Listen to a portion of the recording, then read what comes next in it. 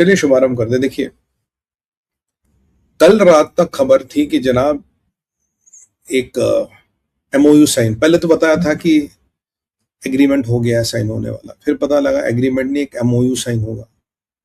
और फिर खबर आई कि नहीं जी, आने वाले कुछ दिनों में होगा। और अमेरिका ने बोला 2 दिन आगे, ईरान ने बोला आने वाले कुछ दिनों में होगा। तो मामला आगे निकल गया। उन्होंने कहा चलिए बढ़िया है, मामला आगे निकल गया, कोई बात नहीं।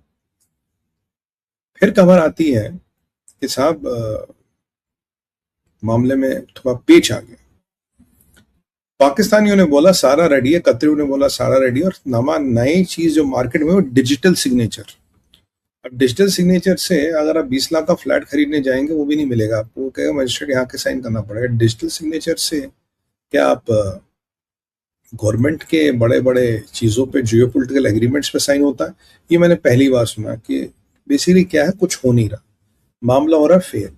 अब मामले को फेलियर से बचाने के लिए ये इस्लामिक देश जो है हमारे, पाकिस्तान, तुर्किया और कतर, जिन्हें मैं मुस्लिम ब्रदरहुड का चट्टा बट्टा कहता हूँ, क्योंकि आज ये मैं नहीं कह रहा, आज दुनिया का इंटरनेशनल मीडिया कह रहा है ट्रम्प साहब जो आपके नेगोशिएटर है, ये है या मुस्लिम ब्रदरहुड ही इनके थ्रू आपसे नेगोशिएट कर रहा है, मीडिएशन कर रहा है?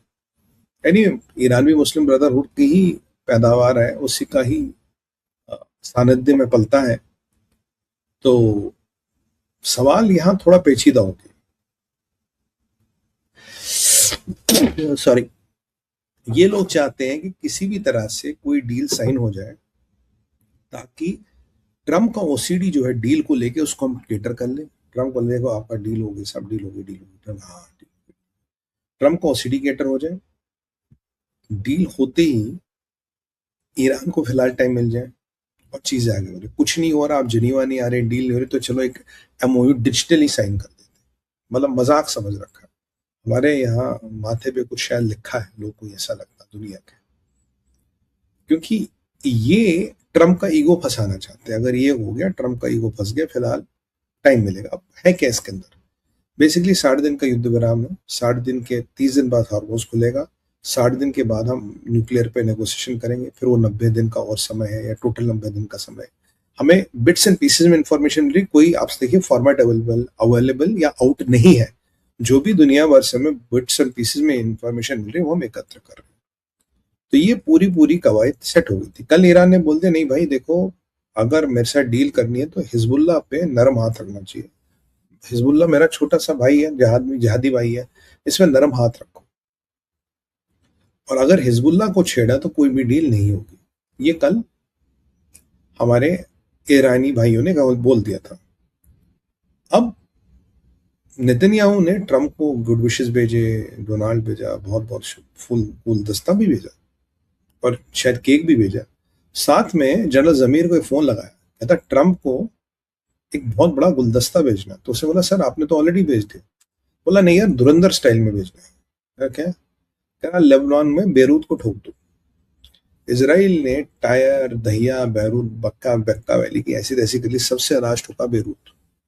कम से कम हिजबुल्लाह के 100 से ज्यादा फाइटर निपट दिए, और बेरूत की ऐसी तैसी कर दी। आज बेरूत की ऐसी तैसी कर दी। और जब ये ईरानी अब नींद से जाग रहे थे, या डिजिटल साइन के डिजिट्स ठीक कर रहे थे, और जो पाकिस्तानी अपना जुगाड़ बिठा रहे थे, जो कतर अपना सेटिंग बिठा रहा था कि चलो कुछ तो साइन करें, ट्रम्प से उठने से पहले कुछ हम कागज वाकज वहां पहुंचाए, तो पता लगा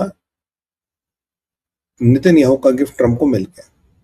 इतना बड़ा अटैक कर दिया लेबनान पे, बेरूत पे, कि पूरा ईरान बिदक गया। और ईरान के विदेश मंत्रालय का स्पोक्स पर्सन थोड़ी देर पहले आता है, कहता कोई भी डील नहीं होने वाली है। जो आपने लेबनान में किया, कोई भी डील नहीं होने वाली। अगर डील करनी है तो पहले इजराइल को कंट्रोल करो, इजराइल के कंट्रोल करे बिना डील नहीं होगी। और अगर इजराइल ने बेरूत पे हमले नहीं रोके, हम इजराइल पे वापस हमला करने वाले। इसे कहते हैं फिर तेरी कहानी याद आई, ना होगा 2.5 मन तेल, ना राधा नाचेगी। बिल्कुल वही हुआ। अब देखना है कि अब ट्रम्प साहब जब उठेंगे नींद से, थोड़ा कुल्ला उल्ला करेंगे, ब्रश वश करेंगे, अब वो कैसे रिएक्ट करते हैं। क्योंकि नितिनयाहू ने बधाई तो बहुत भेजी, चॉकलेट, शैंपेन, केक वेक सब भिजवाया होगा, बट लेबनान की ठुकाई करते हुए ईरान अब बिदक रहा, कह रहा जी हम हमला करेंगे।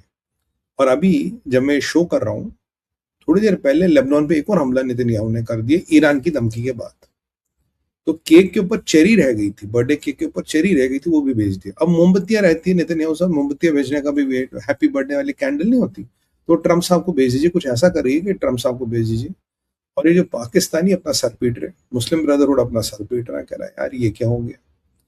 अगर आप सोचिए ईरान ने वापस इसराइल पे हमला कर लिया, फिर तेरी कहानी याद आई, गया गई दिल तेल लेने। इसराइल की दो तीन चीजें क्लियर है, आप इसराइल की राष्ट्रीय सुरक्षा आप डिटरमाइन नहीं करोगे, इसराइल डिटरमाइन करेगा। इसराइल को कब अटैक करना है हम डिटरमाइन करेंगे, कितना करना हम डिटरमाइन करेंगे, हमारी राजनीतिक या हमारी सुरक्षा की लक्ष्मण रेखा कहाँ है ये हम डिटरमाइन करेंगे, आप ट्रम्प सब डिटरमाइन नहीं करोगे। और इसराइल को अपनी राष्ट्रीय सुरक्षा के लिए जो भी कदम लेने होंगे इसराइल लेगा, आपसे कोई अप्रूवल या परमिशन नहीं लेगा। अब यह चीजें थोड़ी विकट हो गई है हमारे बंधु ट्रम्प के लिए, क्योंकि अब ईरान पूरा बिदक गया। और ईरान में वैसे अराची और गिलावाफ के मरने के नारे लग रहे थे, गाली गलौज चल रही थी, मुश्तबा खमेनी का पता नहीं, वहीदी का पता नहीं, तो वैसे भी डील कौन साइन कर रहा था, डिजिटली भी कौन कर रहा था ये हमें नहीं पता, या वो पाकिस्तानी एज यूजुअल फर्जी कुछ डिजिटल सिग्नेचर बना के साइन कर रहे थे। वैसे ट्रम्प का बड़ा फेमस है, खुद के साथ भी वो डील साइन कर देता। लास्ट टाइम उसने गाजा पीस डील हमास के साथ नहीं बल्कि कतर के साथ साइन करी थी, इसराइल वहां था नहीं तब भी डील साइन हो गई। ठीक ट्रम्प में कुछ विशेषताएं हैं, मतलब कोई हो ना हो वो अपना ना खड़ा हो जाता लैंप पोस्ट के सामने, उसका साया पड़ता, उससे हाथ मिलाता रहता, we have a deal, yes we have a deal. तो ट्रम्प वैसी भी डील कर सकता, तो वो डील लगता हो गई है। पर जो नेतन्याहू ने बर्थडे गिफ्ट भेजा मुझे बड़ा अच्छा लगा। मैंने कहा अब ईरान में हार्डलाइनर्स की वाट लग गई और ये गिलावाफ वगैरह की सिट्टी पिट्टी हो गई, अराची को तो जान से मारने की धमकियां आ रही है।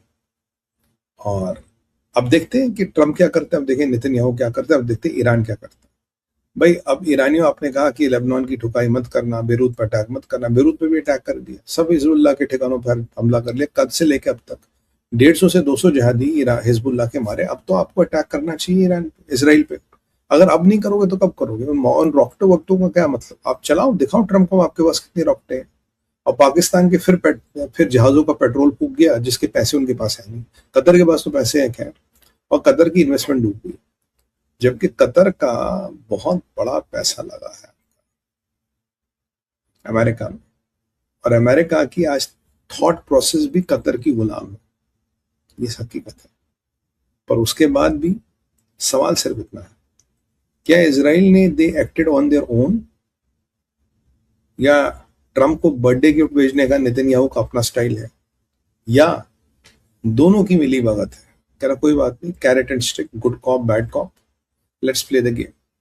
अल्टीमेटली ट्रम्प को एग्रीमेंट करना नहीं चाहता, ट्रम्प ईरान को तड़पा तड़पा के रुला रुला के खत्म करना चाहता है, ट्रम्प ईरान की अकड़ निकालना चाहता है। अब क्या हुआ आज, कैसे होगा, ये चीजें कहाँ जाएंगी, इसके बाद क्या so called MoU, so called digitally sign होगा?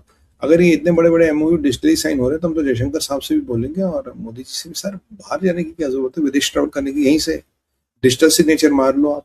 अगर नहीं कर सकते तो पाकिस्तान को बोल दो, पाकिस्तान आउटसोर्स करा देता है। आज कतर वाले आईटी है, कतर का आईटी हमारे आईटी से ज्यादा अच्छा, पाकिस्तान का मुल्ला आईटी हमारे आईटी से ज्यादा अच्छा, उन्हें पता ही डिजिटल सिग्नेचर वगैरह बड़े बड़े दस्तावेजों पे कैसे करते हैं।